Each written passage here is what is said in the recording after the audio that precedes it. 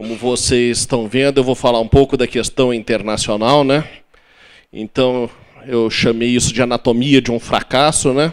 As reformas previdenciárias para regimes de capitalização à chilena, né? Não quis usar o nome assim todo correto, que é como a pessoa entende. Eu não vou falar só sobre o Chile, mas o Chile vai ser sim o exemplo mais destacado da conversa. Aqui foi colocado que eu sou do IPEA, eu sou pesquisador do IPEA, mas eu devo assim deixar claro que aqui são resultados das minhas pesquisas. Isso não é uma posição oficial do IPEA, muito menos do governo brasileiro. Então tem que deixar claro que aqui é só o pesquisador Milko conversando aqui com o público, tentando esclarecer. E eu vou um pouquinho não é na contramão, mas é o assunto um pouquinho diferente aqui do Floriano, do Dr. Sodero, no seguinte sentido, assim, há uma ampla discussão, acho que todo esse auditório aqui conhece, né, que uma das ideias do governo que assume no dia 1º de janeiro quer defender uma reforma assim, que a gente pode chamar do tipo chileno. Nós vamos ver que é um pouquinho mais complicado que isso, um pouquinho mais complexo, mas pode ser determinada dessa forma, pelo menos para fins de divulgação. E é o seguinte, eu já venho trabalhando isso com um colega, que é o Stephen Kay, ele é americano, ele é diretor do Federal Reserve Bank dos Estados Unidos, ou seja, do Banco Central americano. Portanto, o que vocês vão ver é a posição de 2 pesquisadores, tá? E então, para vocês verem que não são 2 radicais que vão trabalhar com o assunto, exatamente, né? O Steve está, talvez, na organização mais conservadora do mundo do ponto de vista de ter que manter a estabilidade monetária dos seus países. E ainda assim, muito crítico a essas reformas. Então, vamos lá, então, rapidamente. Para complementar, para quem não conhece meu currículo, além de pesquisador do IPEA, eu fui assessor do ministro da Previdência Social e fui economista-chefe do IPEA também na gestão do Márcio Pottmann. Tá, assim, o chefe da assessoria econômica da presidência, um pouco a função do economista-chefe. Então, para vocês terem assim uma noção da minha pessoa. Então, muito rapidamente, do que eu vou falar? Vou falar das reformas e das reformas das reformas, porque aqui a gente está falando em reforma e o mundo está falando em reforma da reforma. Tá? Então, só para vocês entenderem, então, o que aconteceu nesses anos mais recentes? E como anos mais recentes, de 80 no caso do Chile, dos anos 90 no caso dos demais países.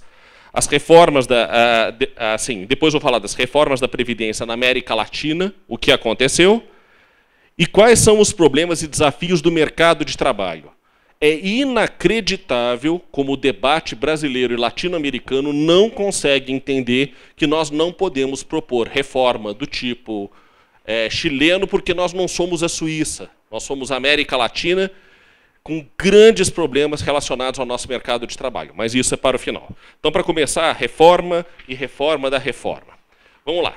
Então, existem 2 tipos de reforma, de um ponto de vista conceitual. Aqui, como eu estou falando com advogados, isso é uma coisa assim da economia, da ciência política, mas acho que é importante para o debate que se inicia.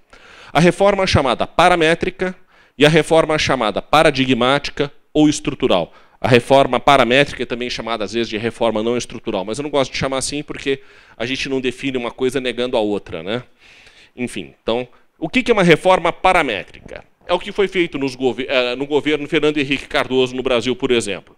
Você faz uma reforma, basicamente, do sistema público, né, sem criar novas instituições, né, de filiação compulsória, podendo criar instituições para prever a adesão voluntária. Por exemplo, como foi a reforma agora do presidente Lula, em 2003, né, que foi criado o FUNPRESP, e o FUNPRESP é de adesão voluntária para quem está lá ou para quem está ingressando no cinema. Se não gostar, no sistema, perdão.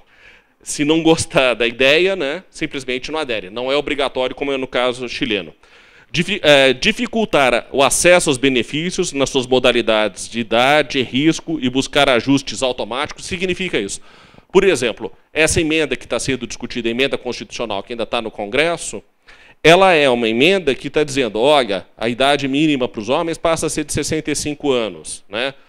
O tempo de contribuição para a aposentadoria integral seria de 49, agora recua um pouco. Antes era de 25. Ou seja, você define, você torna mais difícil chegar na aposentadoria. Tá?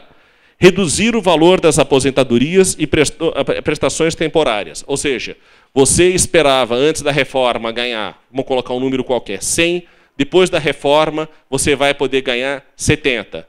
Agora, ainda assim, você diz, ó, você tem garantido 100, você tinha garantido 100, você vai ter garantido 70.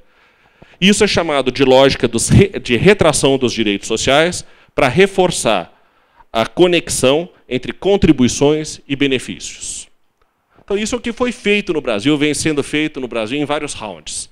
O que é a reforma paradigmática ou estrutural? Você introduz um modelo de capitalização plena em contas individuais. O que significa isso? Vocês podem pensar, uma coisa parecida com o Banco do Brasil, com o Funpresp, é verdade, é parecido, porém, é para todos os trabalhadores, a depender do tipo de reforma, e é obrigatório, você não pode optar. Pode acontecer, do pessoal que está mais antigo no sistema poder permanecer no sistema, optar pelo novo sistema. Para quem entrou, como no caso do Funpresp, não tem opção. Você tem a opção de sair do sistema antigo e de ir para o novo. Voltar do novo para o antigo, em geral, não. Tá? Ninguém pode sair do paraíso. Uma segunda questão, a gestão de fundos efetuadas através de instituições que operam no mercado. Então, se vocês observarem o sistema chileno, por exemplo, os fundos de pensão não são instituições estatais ou públicas. São instituições de mercado e que visam e geram lucro. Aliás, diga-se de passagem, o negócio mais lucrativo do Chile desde a criação dos fundos de pensão. Tá? Em outros países da América Latina e da Europa Ocidental, Oriental e Central, também. Um negócio altamente lucrativo. Não é muito bom para o trabalhador, não, mas é bem lucrativo para quem administra. Tá? Uma gestão especializada de riscos. De um modo geral, no Chile, por exemplo, esses fundos que gerem as aposentadorias, você tem uma outra instituição do tipo seguradora que gere risco. O que é risco? De repente fica doente, tem uma morte prematura, né? Tem uma invalidez temporária e principalmente permanente. Então, você gere isso na forma de seguros. Tá? Ou seja, você tira um sistema hoje, que seria o INSS, por exemplo, e cria assim uma dezena, talvez uma centena de instituições para lidar com isso. O que é uma questão que deve chamar a atenção. Filiação compulsória, aquisição privada de risco de sobrevida, ou seja, você tem que comprar. Vamos supor, ó, você, nesse fundo, está programado para você viver, vamos colocar um número aqui, Floriano falou em 76 anos aqui, vamos dizer, 80 anos. Se você viver mais de 80, ó, você tem que comprar o risco de você viver mais. Tá? E você paga por isso ou você ganha menos dinheiro por causa disso. Tá? E é um risco individual, ou seja, você parte do que era uma reforma paramétrica, que eu sabia que eu ia ganhar 100 ou 70, para um sistema de contribuição definido. Ou seja, eu deposito lá, e aí a gente vai ver que o mercado amealhou. Pode acontecer que seja uma maravilha, né? Que a gente tem um crescimento do tipo chileno. A experiência da América Latina nesses anos, e que eu e o Steve já vínhamos alertando isso desde a virada do milênio, é que foi um verdadeiro desastre. Tá? Que foi muito mal. E aí, às vezes, a gente até brinca, né? De uma maneira um tanto sórdida, né? De um humor negro, e infelizmente dizer, ó, meu amigo, nessa vida não deu, quem sabe na próxima encarnação, né? Mas essa aqui você deu azar. Né? Então é por isso que alguns professores da USP, gente conservadora, da FIP, né, estão chamando esse tipo de reforma de a balada de Narayama. Até agradeço o Juliano ter me enviado um artigo do Valor Econômico dos últimos dias aí. Por quê? Porque no Japão você levava para o Monte Narayama quem fazia 70 anos, essa pessoa já estava muito velha, era muito difícil manter, o Japão era muito pobre, isso no século XIX, e essa pessoa ficava ali no frio, no relento, esperando a morte. Esse sistema é chamado assim, inclusive um dos autores, né, foi diretor do Banco Mundial, dos que mais defendeu esse tipo de reforma nos anos 90. Então eu estou falando de gente assim, olha, vejam bem, não são assim radicais de esquerda, tá? É gente de instituições muito conservadoras, tá, que estão falando desse tipo de coisa. Vamos lá. Agora, alguns pontos complementares, muito rapidamente, né, eu me detive um pouquinho mais, porque é importante entender isso. A fixação de um pilar de base, né, ou seja, quer dizer, é uma briga aí, mas que você deve definir um mínimo para todo mundo. Isso não é uma coisa garantida, nós vamos ver daqui a pouco. A reforma pode prever a manutenção do sistema público para parte das contribuições. Ou seja, esse sistema tipo chileno pode adotar um outro sistema que a gente poderia chamar do tipo argentino, do tipo uruguaio, ou seja, até um determinado ponto ele é público, parecido com o INSS de hoje, a partir desse ponto são fundos de pensão. É assim, para simplificar um pouco a proposta Paulo Tafner que está circulando aí na praça. Tá? E são contas individuais, né? Também você tem outro tipo de reforma que foi mais ou menos adotado aqui no governo Fernando Henrique, é o seguinte, olha, se aumenta a expectativa de vida, você chega no momento de se aposentar, né? Você tem um valor de benefício menor do que você tinha no ano passado, há 10 anos atrás, porque, afinal de contas, se espera que a população viva mais. É o que se chama de contas nocionais. Isso foi trocado agora pela Fórmula 95. Né? E existe uma diversidade muito grande de repasses de impostos para a Previdência ou para a participação de empregadores. Espera, deixa eu simplificar um pouco essa fala aqui, que senão vocês não entendem. Muita gente diz, o sistema é muito complicado, é muito difícil entrar para o sistema, então você corta a contribuição do empregador. Só quem contribui é o trabalhador. Isso foi feito no Chile, por exemplo. Tá? Então isso é uma coisa pesada. As reformas paradigmáticas, ou seja, assim, do tipo chileno, elas podem ser substitutivas, ou seja, pega o sistema atual, substitui por um novo. Paralelo, o que é mais ou menos interessante. Esse caso paralelo a gente fala pouco, mas é interessante, que foi adotado no Peru e na Colômbia. Tá? Ele é bem interessante do ponto de vista que é o seguinte, o sujeito podia optar por permanecer no sistema antigo ou ir para o sistema novo. Vocês sabem o que aconteceu, principalmente na Colômbia, que foi bem mensurada? Pouquíssima gente foi para o sistema novo. Todo mundo procurou se manter no sistema antigo. Que é como dizia o Joseph Stiglitz, né, Prêmio Nobel de Economia. Digamos assim, que você tem um sistema de previdência na atualidade que não tem um grau de moralidade, assim, de boa aceitação, né, não seja muito bem visto pela população. Por que a população vai achar que esse mesmo país, esse governo, fazendo uma reforma, vai ter um sistema que, a partir dali, é mais moral? A ausência de confiança de um se transfere para o outro. Né? Então, é uma questão muito séria. Né? E o sistema misto que eu expliquei que era o sistema argentino, que até um certo ponto, para a gente simplificar muito a fala, seria uma coisa parecida com o INSS, daí para cima fundo de pensão. E nas abordagens paramétricas, teria as retificadoras, como no Brasil, que mexe nas regras, né? E tem a ajustadora, né, que torna mais rígidas algumas regras persistentes. Você não cria novas regras, como você criou, né, por exemplo, a Fórmula 95 ou coisa desse tipo. Mas esse aqui não é o ponto mais importante aqui. Então, para vocês entenderem o que foi feito aí nos países. Tá? Vamos lá. Então, por exemplo, o Chile foi uma coisa substitutiva do ponto de vista assistencial, era focalizado, ou seja, se a pessoa for muito pobre, tem uma coisa tipo BPC, mas o Chile paga uma coisa muito inferior ao nosso BPC, tá? Infinitamente superior ao nosso BPC.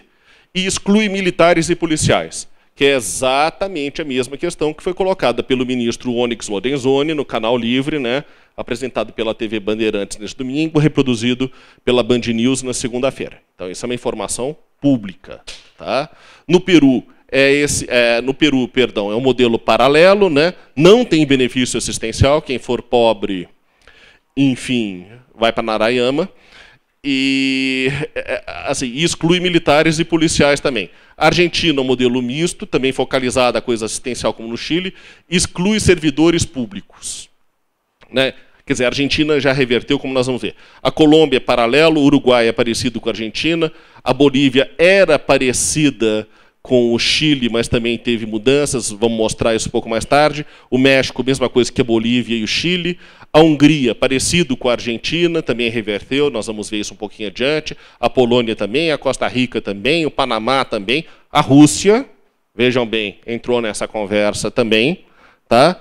A República Dominicana, a Lituânia, né, que adota o sistema misto, aliás, a República Dominicana num sistema do tipo chileno, né, e a Nigéria, na África, né, um país com renda muito elevada também, adotou um sistema do tipo chileno. Tá? Então, por aí vocês podem ver como é que é a questão. Agora, as contas previdenciárias individuais em declínio. Então, o que acontece? Eu talvez devesse ter invertido esse quadro.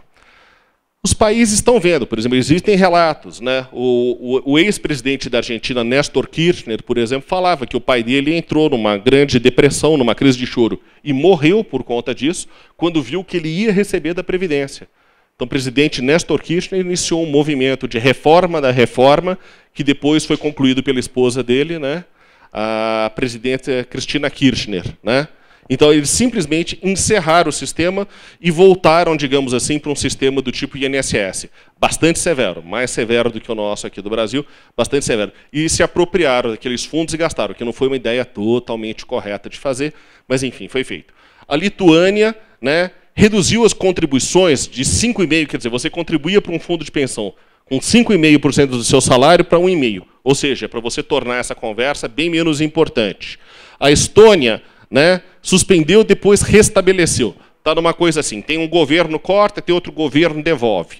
Né? A Estônia está numa situação confusa, embora tenha um sistema educacional fantástico. Tá? Não vamos criticar muito a Estônia, não. A Letônia, né, só aqueles paizinhos perto da Rússia, os países bálticos, né, reduziu de 8 para 2, depois aumentou de 2 para 6. Como vocês veem, tá, muito instável. A Hungria fez igual a Argentina, né? O presidente Bolsonaro diz que gosta muito da Hungria, mas a Hungria encerrou esse sistema. Tá? A Bolívia, o governo não encerrou, mas assumiu a gestão desses fundos. Tá? Agora, o governo Evo Morales passou a torná-los públicos. Tá? E com maiores garantias. A Eslováquia, né, contribuição caiu de 9 para 4. A Polônia, o governo pegou todos os títulos públicos e tirou dali. O que a gente está pressupondo, está confusa a situação da Polônia, que vai ser encerramento das atividades, como na Argentina. O Cazaquistão, né, também foi transformado num fundo estatal. Na República Tcheca, assim, não está totalmente claro aí, mas começou em 2013 e encerrou em 2014. Tá? Você fez a reforma e no ano seguinte você desfez a reforma. Então, para vocês verem que é uma coisa assim, que a confusão é daquelas, né? Na Rússia, o que era obrigatório passou a ser voluntário. No Peru, assim, você pode manter 95,5% como montante fixo, ou seja, ele transformou num regime de benefícios definidos, ou seja, a pessoa fixa o salário, mas não tem mais depois o risco de morte. E o Chile já vem fazendo muito tempo assim, uma grande discussão. A presidente Michelle Bachelet teve até uma posição exemplar desse ponto de vista, de chamar todos os analistas, a extrema-direita até a extrema-esquerda, e fazer com que fizesse uma discussão para um novo regime. E hoje você está reforçando muito a parte pública desse regime. Depois nós vamos comentar um pouquinho mais o Chile, um pouquinho à frente. Olha só, deu um monte de países, o Juliano ainda estava me lembrando aqui no começo que eram uns 30, mas não deu para pegar os 30, para olhar todos os 30, mas assim, quem consolida, assim, quem dá uma modernizada, é o Chile, a Colômbia, o Uruguai e o México, todos aqui na América Latina. Quem enfraquece? Enfraquece a beça. É a Estônia, a Lituânia, a Letônia, a Polônia, a Eslováquia, a Romênia, o Peru e El Salvador. Esses países enfraquecem, tornam aquele regime do tipo chileno muito pequenininho. E a Argentina, a Hungria, a Polônia, a República Tcheca, o Cazaquistão, a Rússia e a Bolívia, tá? Eles simplesmente eliminam esse sistema. Os fundos, quer estatais, voltaram a ser de benefício definido, no caso boliviano, só para retificar um pouquinho que eu estava falando antes. Tá? Esse ponto nós vamos chegar um pouquinho adiante. Então, só para vocês terem uma ideia do que aconteceu. Nós estamos discutindo no Brasil, tá, o que já foi, o que está sendo descartado mundo afora. Quem fez está voltando atrás ou está amenizando a conversa. Vamos para a segunda parte. O que aconteceu na América Latina? Tá? Hoje você tem uma grande discussão, que você precisa aumentar a eficiência e reduzir os custos. Vocês logo vão ver, teve fundo que 20% do dinheiro que era arrecadado ia para contribuição administrativa. Obviamente, se boa parte desse dinheiro vai para a contribuição administrativa, isso significa que vai sobrar muito menos dinheiro no momento que a pessoa se aposentar. É dinheiro que você está subtraindo das pessoas. Elevar o número de contribuintes. Era uma promessa da reforma. A reforma Pinochet, dos anos 80, dizia, olha, a gente vai fazer, não vai ter mais contribuição de empregador, vai aumentar a beça o número de contribuintes. Daqui a pouquinho eu vou mostrar um gráfico para vocês para contar o que aconteceu. Diminuir os riscos para as finanças públicas. Né? O que acontece é que esses fundos, a maioria, todo o dinheiro está em dívida pública. Se houver um problema na dívida pública, um colapso da dívida, a aposentadoria acaba, na maioria dos países. Tá? Estimular a poupança e o crescimento da economia. Se falava, nós vamos fazer isso, vai aumentar a poupança. Do ponto de vista macroeconômico, você olha, aumentou a poupança? Não. Porque do ponto de vista macroeconômico, isso é uma conversa meio meio longa, meio chata, papinho de economista, assim, mas para dizer o seguinte, olha, se você está poupando mais de um lado, você despoupa do outro. Tá? Normalmente você cria uma poupança nacional com uma certa tendência, não é porque você cria um sistema novo que a poupança automaticamente aumenta, né? Um aumento do dinamismo dos mercados de capitais, isso de fato aconteceu, e eliminar as distorções do mercado de trabalho. O que não aconteceu, nós vamos ver um pouquinho adiante. Vamos lá. Do ponto de vista dos custos de gestão, né? A concorrência não elimina os custos, porque tem oligopolização. Para vocês terem uma ideia, no Chile, é muito comum as pessoas, ao longo da vida, trocarem de fundo 6, 7, 8 vezes. Cada vez que elas trocam de fundo, elas deixam uma parte daquele dinheiro com as pessoas que fizeram as transações. Como as pessoas não entendem muito bem o sistema, seu vizinho é um agente de previdência, tal. Vou quebrar o galho do meu vizinho, vou trocar, ele ganha uma comissão, tal, não sei o quê. Só que nessa que ele está ganhando a comissão, você está perdendo na sua aposentadoria. Isso é muito pouco explicado e é um enorme problema. A diversificação da gestão de risco não significou em melhoria. Você teve uma redução dos valores. Vamos supor, você recebia 100, em média, se você tivesse uma aposentadoria por invalidez, esse valor caiu para 40, mais ou menos. Os valores se reduziram de maneira muito drástica. O custo da propaganda é elevado, que eu já estava colocando, e os custos de transação são muito elevados. Então, por exemplo, eles falam, né, que a taxa de rendimento era de 11%. Mas se você descontar todos os custos administrativos, o que parece uma taxa de 11% cai para 5,3%. Ou seja, também a divulgação dos números é muito errada. Só para vocês terem uma ideia, tá? O custo total que é desviado, por exemplo, na Argentina desviava 36%, na Bolívia menos, 18%, no Peru 28%. É claro que todos esses desvios que a gente estava falando antes significam aposentadorias muito menores, tá? E aí os resultados das reformas. Não aumentou o número de contribuintes, problemas estão mais relacionados à estrutura econômica e laboral, o tipo de reforma pouco influiu nos resultados e o mercado de trabalho não se mostrou mais confiável, certo? Então, só para a gente olhar a questão de contribuintes, todo mundo falava que aumentava. Olha aí, ó. O Chile até aumentou em alguns momentos quando a economia cresceu, mas se você pegar o dado de 81, ele era melhor ainda que o de 99. Tá? O Chile que era melhor. A Argentina, depois das reformas, ele despencou. No Brasil, a gente pegou como exemplo, mostrou que tem uma mesma tendência. Por que a gente pôs o Brasil que não participou disso? A gente pôs o Brasil que não participou disso aí durante os anos 90 para mostrar que isso é um problema de conjuntura econômica e não do tipo de reforma que você faz. Tá? E o México numa situação oscilante. Era ruim, subiu um pouquinho, diminuiu um pouco, mas continuou bem ruim. Tá? O México tem uma situação previdenciária muito pior que a brasileira. Tá? A gente é uma maravilha comparado com os mexicanos. Tá? E custos de transição elevados. Quer dizer, uma das ideias era a seguinte, ó, no começo, né, como esse dinheiro vai para os fundos de pensão e não vai mais pagar os antigos aposentados, o governo vai ter que, digamos assim, manter os antigos aposentados e vai ter um aumento do gasto público. O que é uma das coisas que mais está gerando, digamos assim, um certo assombramento. O Brasil tem um problema de dívida pública muito sério. O Brasil tem um problema com as finanças públicas muito sério. Você vai fazer uma reforma desse tipo que vai deteriorar as finanças públicas? Que claramente isso aconteceu em todos os países, é uma grande contradição. No Chile, por exemplo, se falava que nesse momento o custo de transição seria coisa de 0,5% do PIB. Vocês sabem de quanto é? É de 4,7% do PIB. Tá? Tudo que eles ganham no cobre, eles têm que pagar, digamos assim, os aposentados. Não foram reduzidos os gastos governamentais. Tá?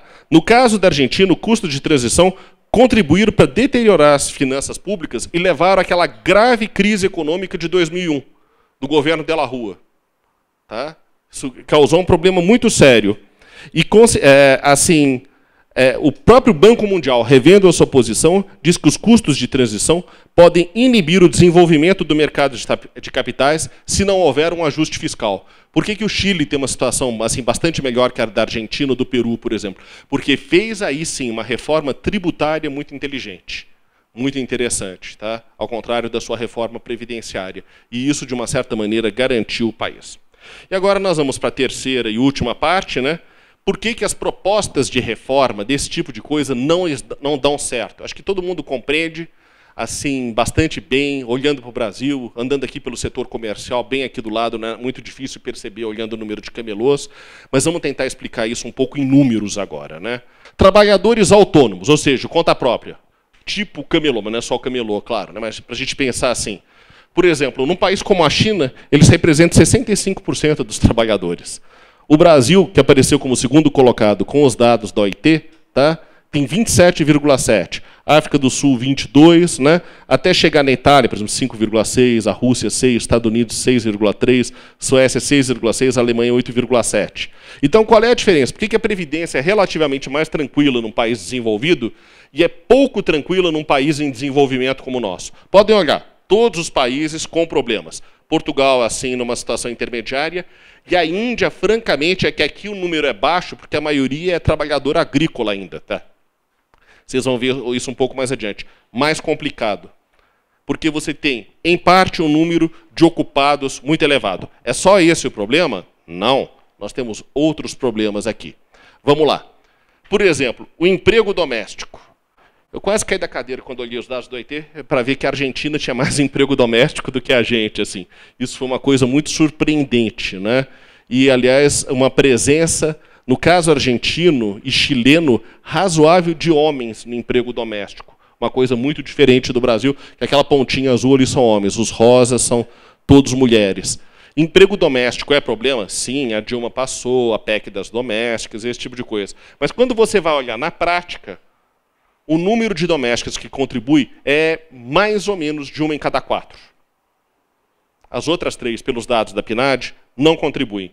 E isso, novamente, se vocês olharem, Estados Unidos tem pouco doméstico, Portugal um pouquinho mais, a Dinamarca nada. Eu nem pus a Suécia aqui porque não achava dado. A Rússia, mesmo a Rússia é um tracinho, né? A Alemanha é pequenininho também.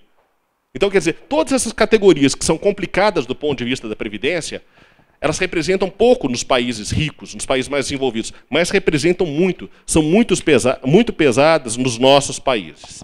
A proporção da força de trabalho rural sobre a força de trabalho total. Por que isso é problema? Sei lá, está o Floriano aqui, o pessoal da Anfip, né, o pessoal do INSS pode até explicar isso melhor que eu. Mas olha, controlar rural é dureza, viu? Controlar rural é um negócio muito complicado. Em qualquer país do mundo, não é o Brasil. Tá? Países que funcionam mais são países muito urbanizados. Olhem a situação aí do gráfico. O Brasil está numa situação relativamente alta. Tá, perde para a China e para a Índia, que ainda estão em patamares de desenvolvimento inferiores. Mas está na frente de todos os outros da América Latina.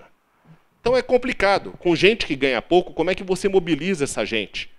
Tá? Como é que você faz valer esses direitos? Isso é muito complicado. E aqui, só para dar uma resumida, tá? Para colocar todos os números no mesmo quadro, aí tem anos diferentes, porque ali é conforme o ano que tinha dado da OIT. Por exemplo, o Brasil tem dado mais recente do que 2009, tá? Aliás, bem mais recente. Só que eu, para não dizer assim que eu mudei a técnica em relação à OIT, eu mantive o dado da OIT. Tá? Assim, com a PNAD a gente pode fazer, inclusive, uma coisa bem melhorzinha que essa aqui. Tá? Mas, assim, para manter a comparabilidade dos países, eu mantive todos com a mesma técnica. Olha aí, ó, o número de assalariados do Brasil, por exemplo, 66%. Olha na Rússia, 92%. Nos Estados Unidos, 93%. Na Alemanha, 88%. Quer dizer, economias com menos assalariados sofrem mais. Mesma coisa, por exemplo, empregadores não vale muito para a conta. Mas olha a conta própria como é que é. Olha quanto que tem na Índia. Olha quanto que tem no Brasil, que a gente está falando. Economia familiar, como são as rurais. E a OIT não consegue definir 4,2% dos trabalhadores brasileiros. Pela definição internacional, eles não sabem o que fazer com esse negócio. Tá? Na verdade, a maior parte disso, quando você analisa ali, você tenta trabalhar mais a fundo, tá? São aqueles trabalhadores que trabalham em colaboração com famílias, no rural, na pesca e nesse tipo de coisa. Ou seja, gente numa situação bem precária. Eu acho que eu vou finalizar com essa tela aqui, certo? A cobertura da população em idade ativa. Então, por exemplo, vocês veem, na Suécia, 92,5%. O que é a população em idade ativa? Entre 15 anos e 64 anos. Aqui no Brasil, a gente tem que dar uma adaptada. Tem que fazer 16 anos, porque só a partir dos 16 anos que você pode trabalhar e contribuir para a Previdência de forma efetiva, né? Mas pegando a regra internacional. A Suécia são quase 93%. Os Estados Unidos são 78%. A Alemanha, 60%. Olha o Brasil. Só 31% da população que está nessa idade, que é a idade de trabalho, tá, contribui regularmente. Eu poderia pegar um outro dado, por exemplo, mas é que o outro dado, aí saltam os países, tem um país, não tem país. Comparação internacional é inferno do ponto de vista da disponibilidade de dados, tá? Mas o fato é que tem pouca gente no Brasil. Boa parte está fora da contribuição para a Previdência. Então isso é uma questão muito complicada. Então como é que você vai introduzir um regime que exige regularidade, contribuições regulares, salários estáveis, em economias completamente instáveis? Eu falei que não ia usar um último gráfico, e prometo que esse é o último mesmo, mas só para usar um dado nosso do INSS. Vamos olhar só os dados de cima, né? Então vamos pegar esse, o da direita de cima, só para simplificar. Por exemplo, vocês pegam Rural e BPC. Não é gente que praticamente que nunca contribuiu, mas contribuiu bem pouquinho, tá? Do pessoal que recebe benefícios via INSS, tá? Eles representam 55% das pessoas. Ou seja, 55% das pessoas idosas estão em situação de grande precariedade. Aí vamos colocar parcial. Parcial é que a gente chama de aposentadoria por idade. A pessoa, e urbana, né, no caso, porque a rural ela está na outra.